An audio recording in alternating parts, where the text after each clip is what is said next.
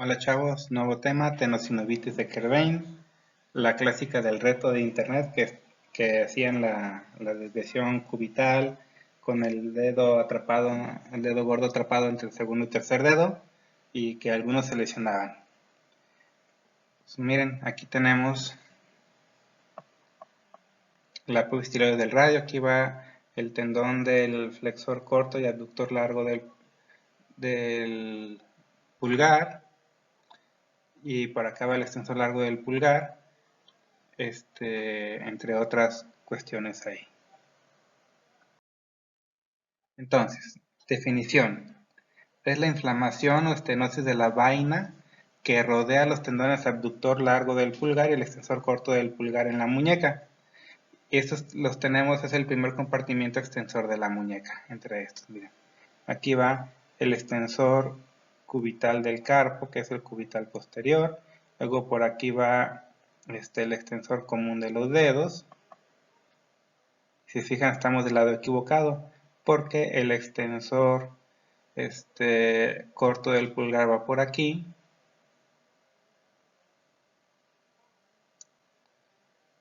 y el abductor largo del pulgar va por acá. Y por aquí está la apófisis tiroides del radio. Aquí está el doctor Kerbein, que en 1895 Fritz de Kerbein publicó el primer artículo sobre 5 casos de inflamación de los tendones abductor largo del pulgar y extensor corto del pulgar. Antes, el Dr. Gray les dijo el esguince de las lavanderas en 1893. Pero el Kerbein fue el ganador, el ganador porque se le dio su nombre. Fritz Kerbein fue discípulo de Kocher, ¿sí? Y se le bautizó entonces a la enfermedad como tendinopatía de Kerbein. Este doctor murió en 1940. ¿Qué es lo que pasa en este tendón? En esta enfermedad se van a afectar las vainas sinoviales. Recuerden que la vaina sinovial es esta cosa azul que tiene una capa sinovial que recubre todo el tendón en las zonas de mayor estrés. Aquí va la muñeca y esta es una zona de mucho estrés. Entonces esto genera un poco de líquido sinovial que hace que resbale bonito y no se atrape ni nada de eso, ¿sí? Puede ser una afección aguda, que se llama tendinitis, o crónica, que se le va a llamar tendinosis. Aquí tenemos el músculo abductor largo del pulgar, que está situado en el reborde más inferior de la cara radial. Va por el reborde más inferior de la cara radial. Tiene su origen en el lado cubital posterior del radio, cerca de su tercio medio, y se inserta en la base del primer metacarpiano, en su lado radial. Su función es abduce el pulgar, ampliando la zona útil de la mano y la superficie de prensión.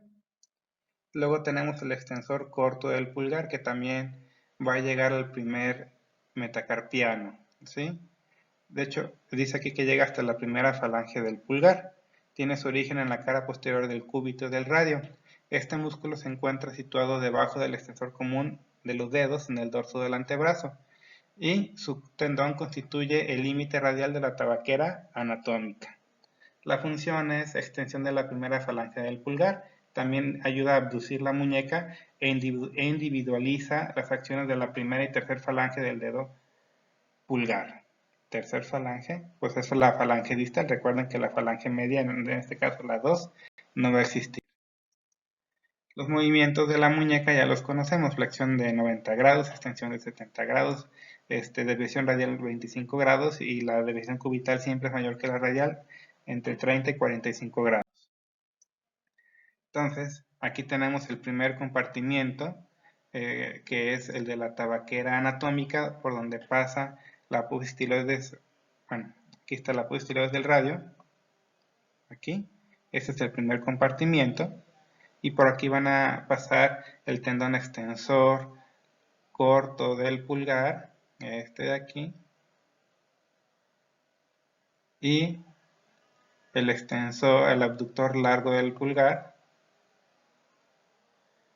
por acá, y nos va a formar el borde radial de la tabaquera anatómica. El borde cubital de la tabaquera anatómica es el extensor largo del pulgar, este de aquí, y el piso, aquí vamos a tener el señor escafoides aquí. Muy bien.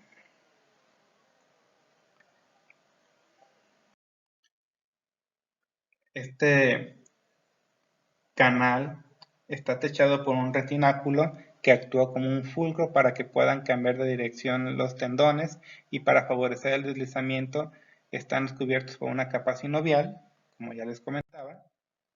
Los extensores del pulgar tienen una trayectoria oblicua, ya que el primer metacarpiano en relación con el antebrazo forman un ángulo de 45 grados cuando el pulgar está en abducción y extensión completa.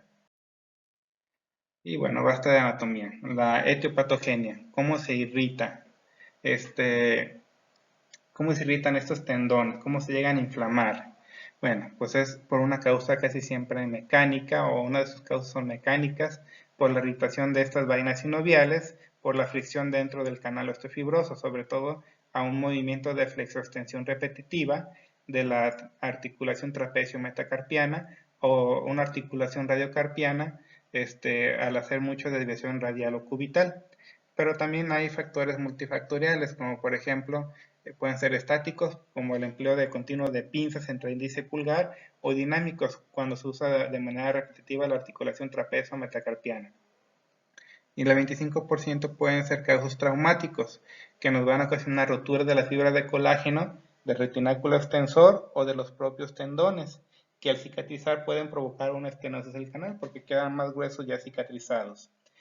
También puede haber formación de hematomas que van a ocupar espacio y van a limitar el deslizamiento de esos tendones. Entonces, en la fisiopatología va a haber un aumento de la vascularidad de la vaina exterior, que es la vaina sinovial que recubre, de aquí que recubre los tendones, y al estar engrosada va a apretar los tendones.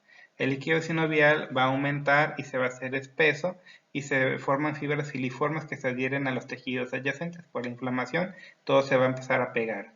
Y es aquí, en caso severo, la inflamación crónica va a estrechar la vaina y se puede palpar o escuchar crepitación a los movimientos del pulgar. En esta zona, si la vaina se inflama mucho, como tenemos el retináculo aquí también, todo se va a inflamar y todo se va a apretar, ¿sí? ¿Alcanzan a ver el retináculo?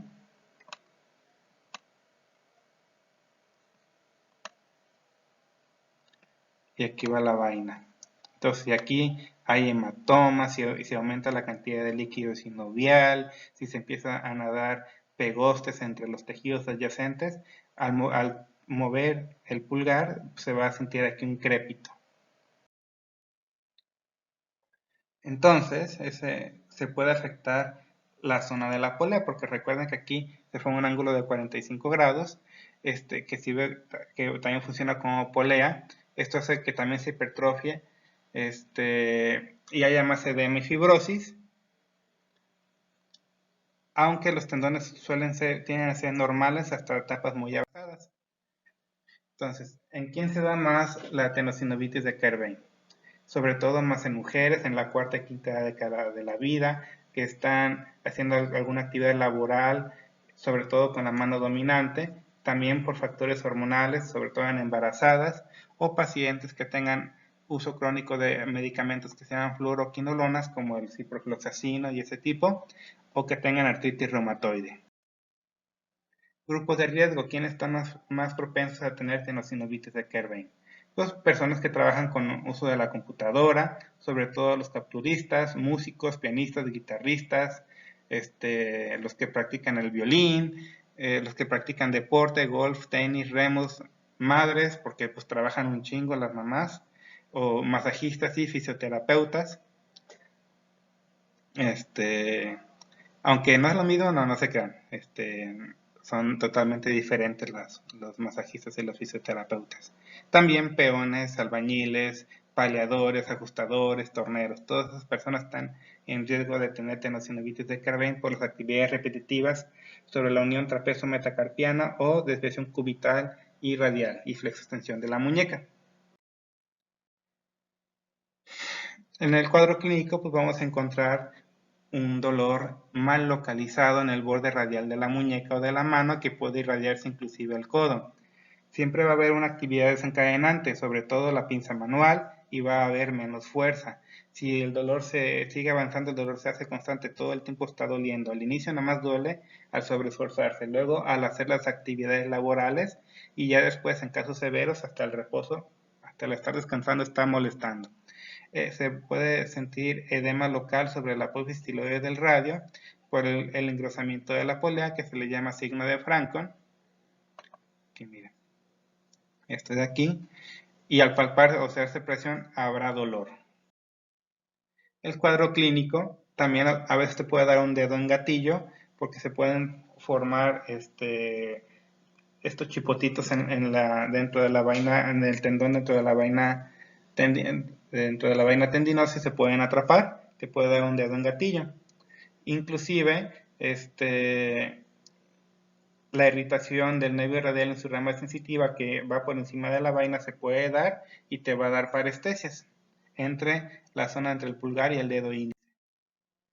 Pues la maniobra, esta es la maniobra del reto de internet, se le llama maniobra de Filkenstein, que es una inclinación cubital de la muñeca con el pulgar flexionado, te va a dar dolor sobre el lecho óseo. Otra maniobra es la maniobra de Brunelli, que en vez de flexionar vamos a extender de manera completa el pulgar con la muñeca en inclinación radial. Esto nos va a dar dolor en el techo fibroso. Y miren, pues aquí tenemos algunas causas. Miren, aquí tenemos una fractura, aquí hay una inestabilidad, está el radio más corto que el cúbito. Vean aquí la artrosis de la articulación trapecio-metacarpiana. Y pues después de cirugías, fracturas o algo, puede quedar algo mal que te esté irritando los nervios ahí. El diagnóstico es clínico, funciona la sintomatología, en la exploración, en la palpación, en la semiología del dolor, en los antecedentes del paciente te lo va a gritar que es una tendinocinovitis. Pero si hay duda o algo no está cuadrando, está muy severo, pues pueden tomar estudios de imagen, el ultrasonido, que les comentaba que es operador dependiente, dependiendo qué tan bueno sea el ultrasonografista, pues te va a poder distinguir entre una patología y otra. Y si no conoce, pues no te va a poder distinguir ninguna patología. Y el más chingón, pues es la resonancia magnética, donde ven aquí toda esta inflamación después de la apófisis tiroides del radio, nos habla de que hay una inflamación de la vaina sinovial con derrame de líquido, entre otras cuestiones. Pero con la clínica basta. El tratamiento casi siempre es conservador, con reposo sobre todas las actividades que desencadenan ese dolor. Hay que utilizar férulas, antiinflamatorios, medios físicos, fisioterapia, inclusive infiltraciones. El tratamiento quirúrgico es cuando fracasa el tratamiento conservador, cuando hay una contractura severa o te está afectando tu vida laboral o de las dos manos o el dolor es intolerable. Hay imágenes fíjense bien cómo sacan el tendón, y lo liberan de lo que pudiera estar inflamándolo o restringiendo su movilidad o lo que sea. Complicaciones de la cirugía, pues que siga habiendo dolor, que esto puede ser por adherencias o fibrosis que se formen después de la cirugía o que no se hizo una liberación incompleta. También puede haber luxación o subluxación del abductor largo del pulgar que se salga de su lugar por donde corre y eso va a dar dolor e inestabilidad y disfuncionalidad del dedo gordo. También puede haber lesión del nervio radial al momento de operar en su rama sensitiva, se la pueden dañar y pues le va a doler mucho al paciente.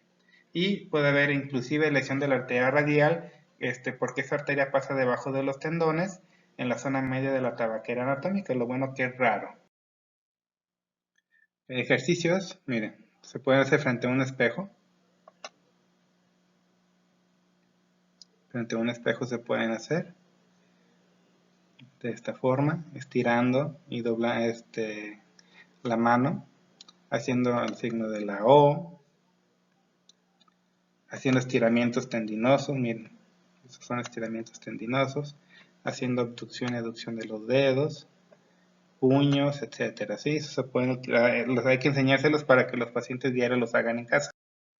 Se pueden utilizar férulas, hay de distintos tipos, pero se recomienda que tenga una espica para el pulgar, que esté un poquito separado de la mano. Y bueno, ya en la risartrosis es una enfermedad de este siglo, sobre todo por el uso constante de los, primero con los gamers y ahora ya con todo el mundo con su celulitis. Te puede dar una artrosis de la articulación trapecio metacarpiana.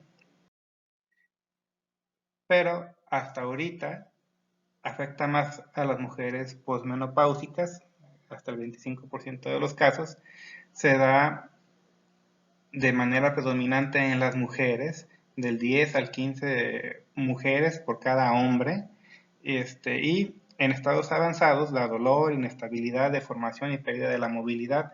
O sea, en estados avanzados hay mucho compromiso de la funcionalidad de la mano pulgar. Las causas es por el sobreuso de la mano y también de la articulación, sobre todo porque es una articulación que carga mucho peso, entre 3 hasta 42 kilogramos. Puede haber predisposición genética, se cree, no se ha comprobado, pero puede haber que mamá, hija, nieta tengan ese tipo de predisposición, y factores hormonales por los estrógenos o pacientes que tienen hiperlaxitud también te puede desencadenar una risartrosis, y muchas veces son idiopáticos. Es la segunda causa de artrosis en el miembro superior, solamente por detrás de las articulaciones interfalángicas distal. Un tercio de las risartrosis son latosas y requerirá atención médica, o sea que de 3 mujeres con risartrosis, nada más una le da mucha lata. El 30% de las risartrosis suelen ser bilaterales y es la artropatía degenerativa que más cirugías provoca en el miembro superior. Dice ahí en España, en México esto ni se opera, que se aguanten las ñoras, pero en España sí se opera mucho, ¿sí? Otras artrosis del carpo es la trapezoescafoidea y la trapecio trapezoidea. Su evolución natural va dirigido hacia la rigidez de la articulación trapezo-metacarpiana y de las articulaciones vecinas. Al llegar a la rigidez, mágicamente va a dejar de doler para muchas personas o casos. Pero al pasar eso, la paciente ya no va a poder hacer una buena posición del pulgar con el compromiso de sus actividades de la vida diaria humana. Veamos esta silla de montar, que bueno, es la articulación trapezo-metacarpiana. Es una silla de montar. Vean, es la silla de montar y este es el charrito que se sienta en la silla de montar.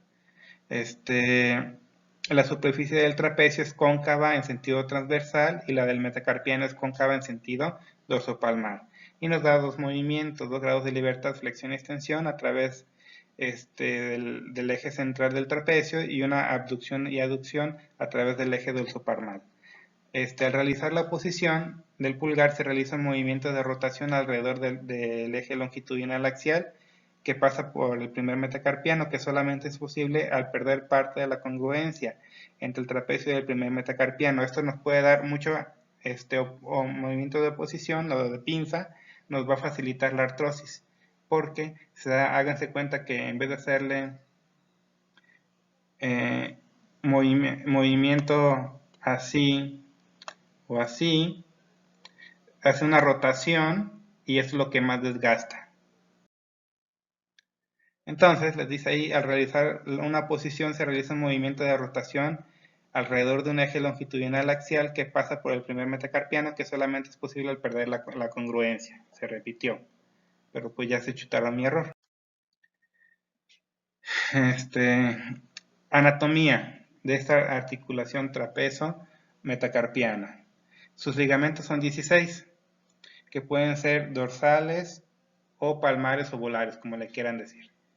Los ligamentos palmares ovolares, tenemos el ligamento oblicuo anterior o ligamento de Vick, que es el más importante estabilizador.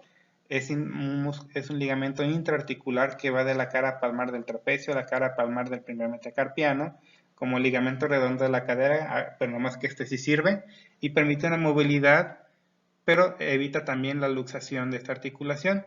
Se cree que si este no sirve, se va a facilitar la risartrosis. Luego tenemos el ligamento, aquí tenemos el ligamento de Vick, entre el trapecio y el primer metacarpiano, ¿sí? Luego tenemos el ligamento colateral cubital, que se origina el ligamento transverso del carpo, que se origina del ligamento transverso del carpo, perdón, y limita la subluxación palmar metacarpiana, y el ligamento intermetacarpiano volar, que evita la subluxación dorsal. Los ligamentos dorsales, tenemos el ligamento dorso radial, que está debajo del extensor corto del pulgar y el extensor largo del pulgar, sobre el dorso de la articulación, y su insuficiencia facilita la subluxación dorsal. Luego tenemos los ligamentos oblicuo posterior y el ligamento intermetacarpiano, pero bueno, esto es pura anatomía. Entonces, ¿cómo evoluciona esta risartrosis, esta artrosis del pulgar? Primero pasamos por una fase de subluxación, que es el inicio de la enfermedad, donde hay dolor, hay inestabilidad ligamentaria y eso también te causa dolor, y va a haber que puede ser causado por un sobreuso o de manera idiopática. Luego vamos a pasar a la fase de artrosis de la articulación trapezo-metacarpiana, donde va a haber un pinzamiento articular más una subluxación, donde la silla de montar es destruida y puede aparecer osteofitos en el borde cubital del trapecio, lo que va desplazando al hueso trapecio cada vez más. Luego vamos a pasar a la última etapa o fase de artrosis peritrapecial, que se va a afectar a la articulación del trapecio con el trapezoide, la articulación del escafoide con el trapecio y del trapecio con el trapezoide también, y del escafoide con el trapezoide, perdón, y la del trapecio con el segundo metacarpiano. Esto nos va a dar estrechamiento del primer espacio, menor fuerza del abductor corto del pulgar, más una extensión excesiva de la articulación metacarpofalángica del pulgar como compensación para preservar algo de movilidad. Signos y síntomas. Al inicio duele nada más en crisis, en ratos, y luego va avanzando lentamente, sobre todo en trabajadores que usan su mano o gente joven que realiza sobre todo movimientos rotatorios y repetitivos. También puede haber dolor en la eminencia tenar, puede haber incluso tendinitis del flexor radial del carpo o palmar mayor, y al haber ya deformidad el dolor va aumentando y va a aumentar la atrofia de la musculatura tenar, ganando rigidez, inflamación y alteraciones de la vida diaria humana, que esto se exacerba con los movimientos para agarrar bandejas, abrir las tapas de los envases o al girar las llaves, y también va a haber debilidad de las manos. Todo eso va a sentir el paciente. Entonces, los signos y síntomas, va a haber deformidad, ven, el desplazamiento aquí se ve la articulación trapezo inflamada, trapezo metacarpiana inflamada. Va a haber una deformidad a ese nivel con el signo del hombro, que es que le estaba mostrando, que es el engrosamiento de la articulación. Puede haber migración del pulgar hacia el centro de la mano, porque se estrecha el espacio entre el primer y segundo dedo por la artrosis que hay, y el 43% de los pacientes pueden tener nódulos de Heberden y síndrome de túnel del carpo concomitante. Entonces vamos a ver dolor a la palpación, crepitación, limitación de la movilidad, sobre todo en extensión, abducción y oposición. Podemos tener maniobras positivas como la maniobra del crank, que es un dolor al presionar en el eje del metacarpiano más una flexoextensión, o la prueba de grind, que es el mismo movimiento pero en vez de flexoextensión va a haber rotación. También podemos ver fibrosis o sentir fibrosis en el espacio interdigital entre el primer y segundo dedo, y en estadios avanzados va a haber deformación, hiperextensión de la metacarpofalángica del primer dedo. En casos avanzados se puede operar. Si al hacer una abducción pasiva la trapecio metacarpiana y la hiperextensión disminuyen, puede tener un buen pronóstico con un tratamiento quirúrgico. Miren, entonces, ¿qué ven de raro aquí? Vean cómo la silla de montar se acabó y ya hay inclusive calcificación y una artrosis severa de la trapecio metacarpiana. Eaton le puso 4 estadios a la risartrosis. En el estadio 1 es la fase previa al establecimiento de la enfermedad, donde nada más hay una sinovitis y una reacción inflamatoria. El espacio articular puede estar, en vez de estar acortado, va a estar ensanchado porque hay producción más de líquido sinovial ahí. En el estadio 2 se puede apreciar ya la laxitud articular, por lo que aparte de la disminución del espacio articular que ya puede haber, va a haber ya esclerosis subcondral. Se puede objetivizar una subluxación menor de 1/3, sobre todo si hacemos radiografías en estrés forzando la articulación trapezo-metacarpiana. En el estadio 3, la disminución del espacio articular o esclerosis subcondral es cada vez más evidente, la subluxación es mayor de 1/3 y los estofitos son mayores de 2 milímetros. En el estadio 4 hay una pérdida total del contorno de las superficies articulares, quistes subcondrales, subluxación mayor de 1/3 de la superficie articular, osteofitos mayores de 2 milímetros con cambios degenerativos pantrapeciales, o sea que está degenerado todo el trapecio. Entonces también aquí están los estadios de Eaton,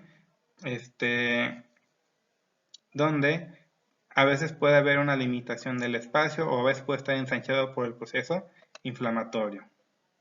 En el estadio 2 ya hay una disminución del espacio articular con una subluxación menor a 1/3 de la superficie articular, es mucho menor a 1/3, ¿sí? Y osteofitos menores de 2 milímetros. En el estadio 3 la subluxación ya es mayor de 1/3 parte de la superficie articular, con osteofitos de más de 2 milímetros y ya con cambios degenerativos pantrapeciales. En el estadio 4 la subluxación es cada vez más evidente, mayor de 1/3, osteofitos grandes, y ya casi hay una pérdida total del contorno de la superficie articular y ya se perdió la silla de montar ahí. Diagnóstico diferencial. Siempre hay que descartar síndrome de túnel del carpo, que muchas veces, casi en el 50% de los casos, tiene las dos. También hay que descartar síndrome de tenosinovitis de Kerbein, o artrosis trapecio-escafoidea o escafo-trapecio-trapezoidea, o que pueden estar todas o aisladas, y una cervicobraquialgia, o sea que una hernia de disco te esté dando dolor en esa zona y tú creas que es una risartrosis. El tratamiento suele ser conservador hasta cierto punto. Cuando no funciona el tratamiento conservador, pues ni modo, cirugía, ¿sí? Aunque aquí en México casi no se hace. El tratamiento se hace hasta conservador, hasta que el paciente ya de plano no puede mover, ¿sí? Se recomienda reposo y cambio de actividades que desencadenan dolor, evitar posiciones forzadas, uso de antiinflamatorios, infiltraciones y terapia física con el objetivo de potenciar el abductor largo del pulgar y extensor corto del pulgar y estirar al músculo aductor del pulgar.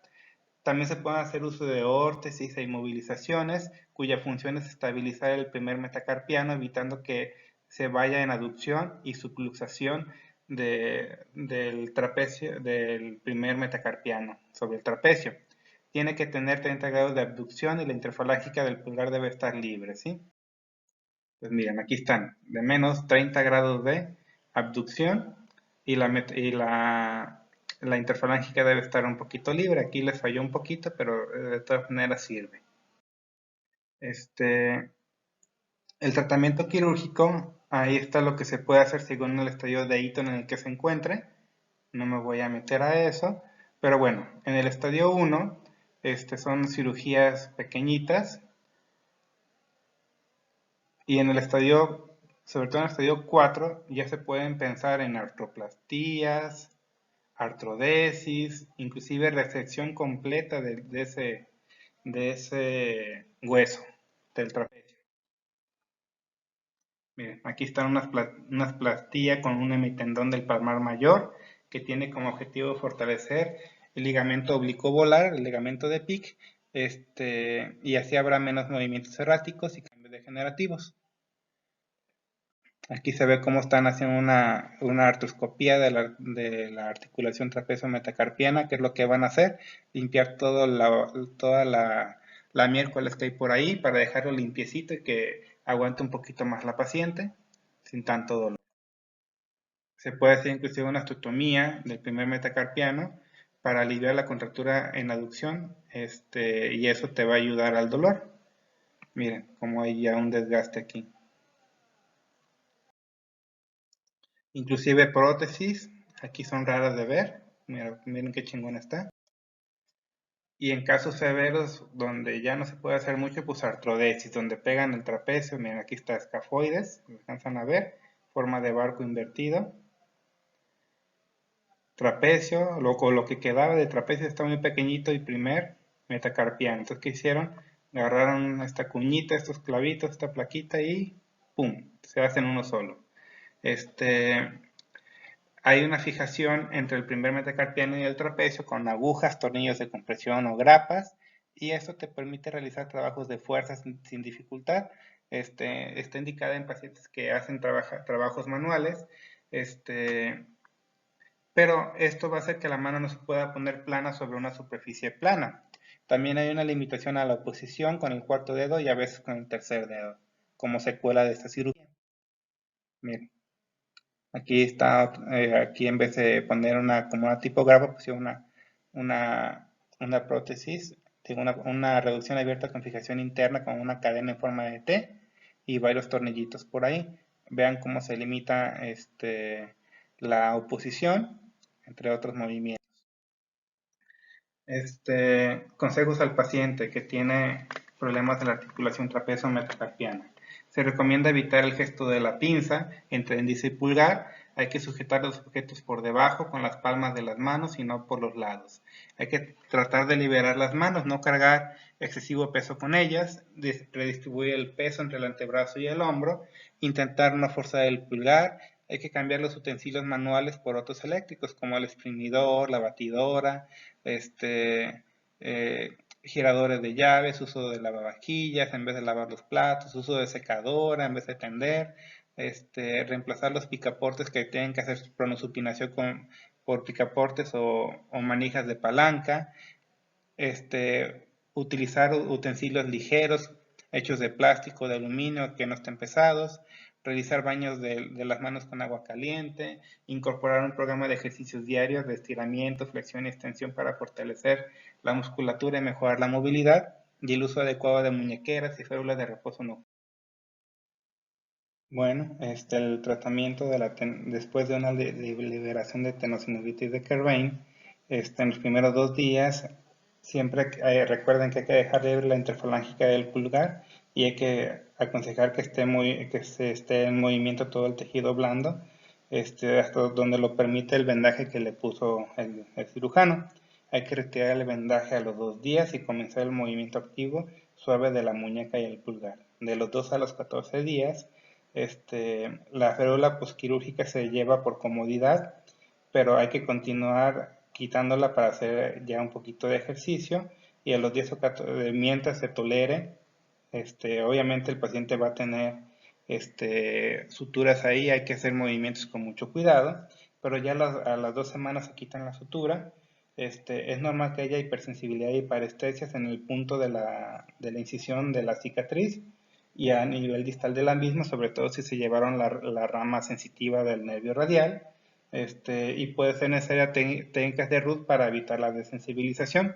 De la primera a la sexta semana hay que trabajar fortalecimiento y continuar con la desensibilización, y generalmente no se debe de permitir la actividad sin restricción hasta 6 semanas después de la cirugía. ¿Qué pasa si tienen un paciente que no han operado? Pues hay que hacer todo lo analgésico y tratar de fortalecer a grandes rasgos. Ahora, quistes ganglionares o quistes sinoviales o gangliones, como le quieran decir. ¿Qué son estos? Son protuberancias firmes que en su interior tienen líquido, que aparecen generalmente sobre los retináculos, ya sean flexores o extensores, o cerca de las cápsulas. Inclusive a veces pueden comunicar con la cápsula, y eso hace que un día estén muy inflamados y otro día no tanto, cuando tienen comunicación con la cápsula articular, porque un día tienen mucho líquido sinovial, otro día no tienen tanto. Sobre todo de las cápsulas de la muñeca o de la base de algún dedo. Estos pueden ser pequeños como un grano de mostaza o tan grandes como un limón sin semilla gigante. ¿Sí? No son cancerosos, hay que ser bien claros con eso, y pueden salir después de una lesión, algún golpe, un esguince, alguna inflamación, y pueden cambiar de tamaño y hasta desaparecer por sí solos. Entonces, miren, pues aquí tenemos entre la cápsula de la articulación del carpo con el metacarpiano se hace una bolsa, se acumula líquido sinovial y se hincha, ¿sí? La fisiopatología, el quiste sinovial o ganglión, es una prominencia o protuberancia en la piel con forma circular, compuesta por una pared de tejido fibroso que tiene 2 a 5 milímetros de espesor y que en su interior tiene líquido sinovial, que tiene que ser limpio y mucoso, semejante al líquido articular. Se puede a veces diferenciar el ganglión del quiste en que el ganglión cierra su punto de comunicación con la articulación o vaina sinovial, por lo que el líquido se hace más denso con el tiempo y el quiste sí mantiene esa comunicación, pero para fines prácticos es la misma gata nomás revolcada. La ubicación, la muñeca y la mano es el lugar más preferido en el 60% de los casos, los tendones, extensor, corto del pulgar, luego los flexores superficiales y luego los flexores profundos son los otros más comunes. Les va a afectar más a las mujeres, más entre 20 y 50 años, y en mujeres que hacen acciones repetitivas con la muñeca. Los síntomas son, a veces pueden doler, a veces no, a veces es más uso cosmético o alteración cosmética que otra cosa. Hay un dolor, sobre todo, los síntomas, hay dolor sobre todo en la muñeca, se puede irradiar al antebrazo, codo y disminuir la fuerza de la prensión. El uso repetitivo de la mano, muñeca o dedos puede hacerlos crecer en tamaño, dando dificultad para la prensión, y si son pequeños pueden pasar inadvertidos si tienen líquido sinovial en su interior. El diagnóstico es clínico, pero si no, pues se puede tomar un ultrasonido y van a ver que está lleno de líquido. Y en la radiografía pues no se ve nada, tiene que ser ultrasonido. Inclusive, pues si tienen mucho duda, se puede tomar una resonancia magnética donde se ve pues aquí la acumulación de líquido. ¿Sí? El tratamiento, a veces pueden aspirar y si están causando mucha molestia, están apretando algún tejido importante, algún nervio o alguna arteria, se pueden hacer cirugía. Se puede también poner una muñequera o férula o vendaje para reforzar la vaina fibrosa para evitar el crecimiento o protrusión del quiste y obviamente fisioterapia. ¿Qué tipo de fisioterapia? Pues totalmente antiinflamatoria, ya que fortalecer y facilitar las actividades de la vida diaria y hacer estiramientos.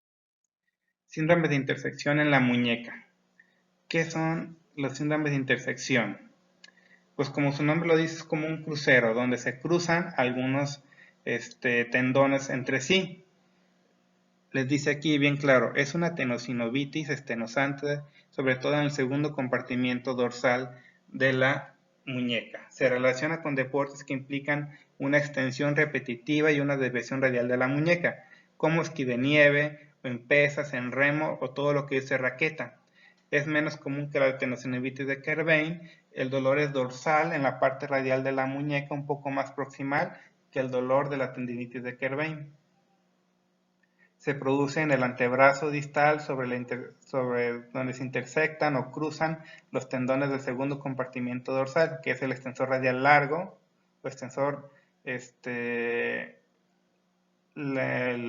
el primer radial externo y segundo radial externo al cruzar por debajo del abductor corto del pulgar y extensor corto del pulgar. Entonces miren, aquí va en el tendón, este es el del primer radial externo que va al segundo metacarpiano, este es el tendón del segundo radial externo que va al tercer metacarpiano, y aquí van el extensor corto del pulgar y el abductor largo del pulgar, y aquí donde se intersectan es donde a los movimientos de extensión repetitiva, de extensión radial se van irritando hasta que se hasta que empieza a doler. Eso se le llama síndrome de intersección.